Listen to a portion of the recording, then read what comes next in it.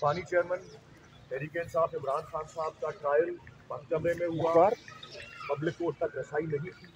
यही सबसे बड़ा इनहराफ पाकिस्तान के आइन से है। 2 दफ़ा इस्लामाबाद हाई कोर्ट ने वापस भेजा उस ट्रायल को, और वो तीसरी दफ़ा भी अब ये इस तरह से होके आया।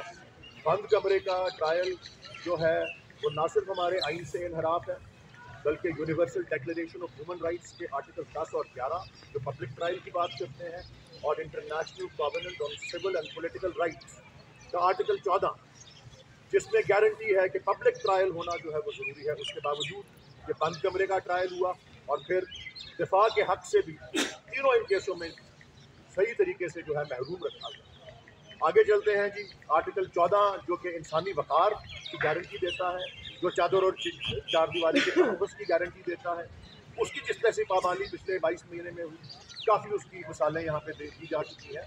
मैं भी एक मिसाल दे देता हूँ 1-2 दिन पहले की, कि हमारे एक उम्मीदवार PT41 मंडी बहाउद्दीन, उनके घर पे रेड होता है, उनको अरेस्ट करने के लिए वो नहीं मिलते।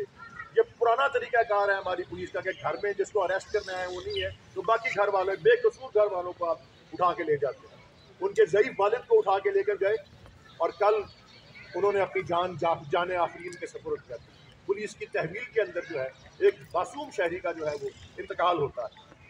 आर्टिकल 16 जो है हमारे आइन का, वो वादा करता है, गारंटी करता है कि पुरअमन और गैर मुसल्लह इज्तिमा आप कर सकते हैं। और आपने देखा है कि जब से इलेक्शन का शेड्यूल अनाउंस हुआ है, हर पार्टी अपने जलसे कर रही है, हर पार्टी अपने इज्तिमा कर रही है। अगर किसी को इजाज़त नहीं मिल रही, किसी के ऊपर क्रैकडाउन हो रहा है, मुसलसल अरेस्ट हो रही है, घरों के अंदर अगर कन्वेंशन हो रही है, उसके ऊपर जो है सिंध में जलसा